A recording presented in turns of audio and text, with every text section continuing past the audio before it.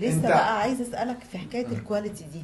هل بتفرق من ايد دكتور لدكتور برضو؟ يعني الشكل طبعا بالظبط. طبعا. فقول لنا بصي بقى. اقول لك على حاجه. انا يعني صديقي وزميلي الدكتور خالد بنداري والدكتور احمد عرفه والدكتور احمد المصري، يمكن نسلم عليهم من البلكونه. سلامي ليهم جميعا طبعا. احنا كنا لسه بنتكلم في النقطه دي، يمكن من النهارده تقريبا وانا جاي في الطريق، وبعدين لا امبارح يا ربي كنا بنتكلم في حاجه، ان هو الكراون او الطربوش اللي كان عامله الدكتور احمد مثلا من 4-5 سنين، لما بيشوفه دلوقتي هو مش راضي عنه.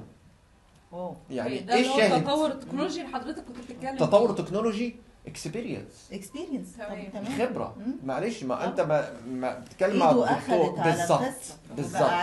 بالظبط. انا لما اشتغل حاجه دلوقتي اكيد مش هي نفس الريزلت اللي كنت حاجه بعملها من 10 سنين.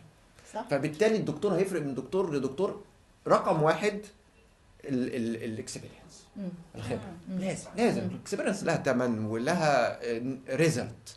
رقم 2 التكنولوجي اللي في ايده، الماتيريالز اللي حواليه، عنده اجهزه ايه، بيشتغل باكس راي شكلها عامل ازاي، الانسترومنت اللي بيشتغل بيها الكواليتي بتاعتها عامله ازاي. اكيد بيطلع ريزلت غير لما واحد بيشتغل ب 2 دي دايمنشنز اكس راي غير ال 3 دي دايمنشنز.